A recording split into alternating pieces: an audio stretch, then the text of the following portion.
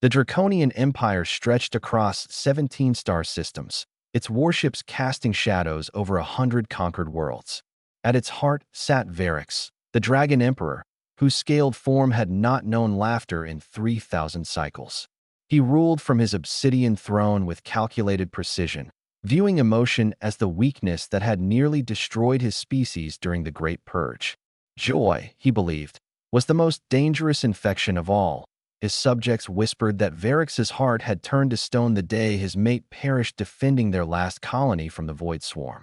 Since then, he had transformed grief into an empire built on order, discipline, and the systematic elimination of anything resembling celebration. Music was forbidden. Art was censored. Festivals were punishable by exile. Then the humans arrived. The Terran Federation made first contact on a winter's day. Their small delegation led by an ambassador who smiled too much and spoke of something called Christmas with inexplicable enthusiasm. Varix had contemplated incinerating their ship immediately, but strategic wisdom stayed his hand. Humans possessed jump drive technology his scientists couldn't crack, and their military resilience had impressed even his most hardened generals. "We come in peace," the ambassador had said, still grinning like a fool. "And we'd like to invite you to our holiday celebration." Varix had declined with a growl that shook the chamber walls, but the humans were persistent in ways that defied draconian understanding. They didn't conquer with force, they infiltrated with kindness. Human traders brought goods to border worlds. Human engineers shared technology freely. Human medics treated draconian wounded without asking for payment. And everywhere humans went, they brought their inexplicable joy.it infected his empire like a virus. Reports flooded Varix's war room.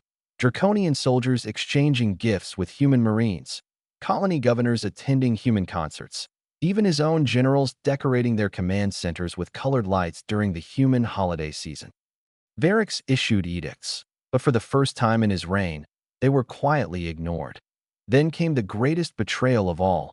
Luma was born during the darkest period of the Empire's expansion, a daughter Varix never expected to have again. Her egg had appeared mysteriously in the royal incubation chamber, and draconian oracles claimed she carried the bloodline of both the old ways and something new, something unprecedented. Varix had initially viewed her as a tool, a future weapon to be trained in the arts of war and conquest. But Luma was different from the moment she hatched. Her scales shimmered with an iridescence Varix had never seen, shifting between deep crimson and bright gold depending on her mood. She laughed, a sound so foreign in the imperial palace that guards had initially drawn weapons, thinking it was an attack. She asked questions constantly, not about military strategy or resource extraction, but about flowers, about songs, about the strange human concept of fun. Varix tried to crush these tendencies. He assigned her the strictest tutors, subjected her to the harshest training regimens, exposed her only to texts on warfare and governance. Yet Luma remained stubbornly, impossibly joyful. She hummed while studying battle formations. She drew pictures in the margins of tactical manuals. She befriended every servant who crossed her path.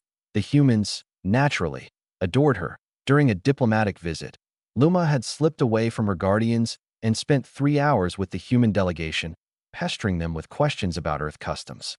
She returned speaking of something called Santa Claus and candy canes and the spirit of giving. Varix had roared his displeasure, but even his fury couldn't dim the light in his daughter's eyes. "They say Christmas is about hope, Father," Luma had whispered that night, her small clawed hand resting on his massive scaled forearm. "Don't you want to have hope?" Varix had no answer. The winter solstice arrived, marked by humans across the galaxy as Christmas Eve. Varix sat alone in his throne room, reviewing fleet movements and resource allocations, when Luma entered unannounced. She carried something wrapped in bright red paper covered in small human symbols, snowflakes, the humans called them.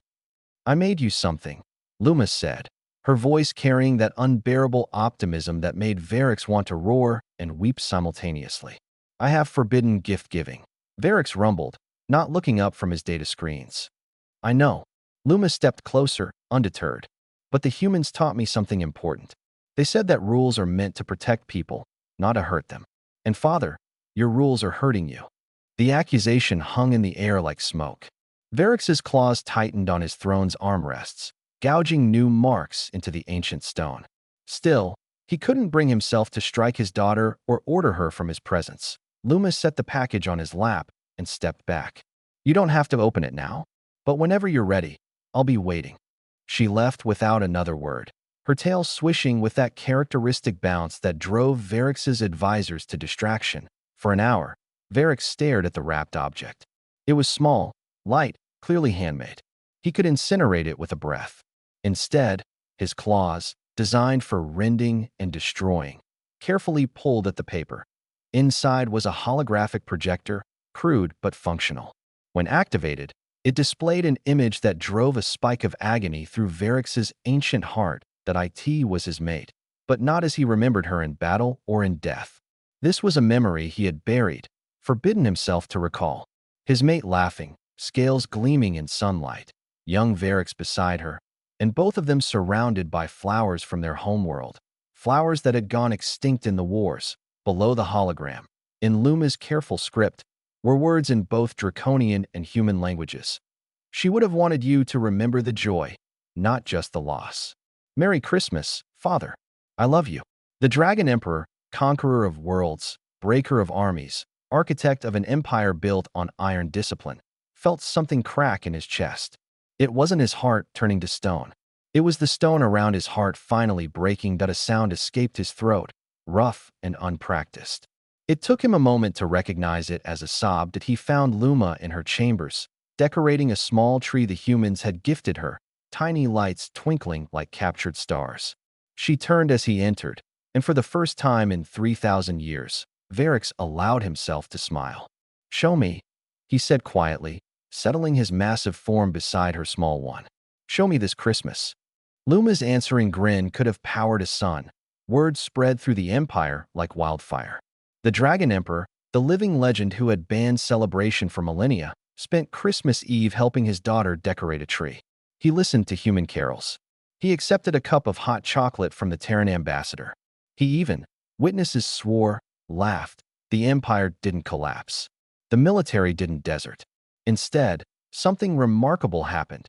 Draconian worlds began celebrating their own traditions again. Festivals lost to generations of suppression. Conquered species found their holidays restored. And everywhere, citizens discovered that an empire built on joy was far stronger than one built on fear. Years later, when historians asked Varix what changed him, he would gesture to Luma, who had grown into a formidable warrior and beloved leader in her own right. "Humans are strange," he would say, his voice carrying a warmth that once would have been unthinkable.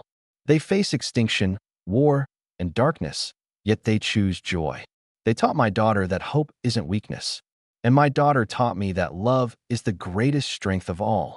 Then he would smile, scales glittering, and add, "Also, their hot chocolate is exceptional. Don't tell the High Council I said that." The Draconian Empire endured, but it was forever changed. Not conquered by human weapons, but transformed by human kindness. And at its heart, a daughter's love for her father had accomplished what 1,000 fleets could not. It had reminded the galaxy's most feared emperor that even dragons could learn to hope again. Merry Christmas to all beings, across all the stars.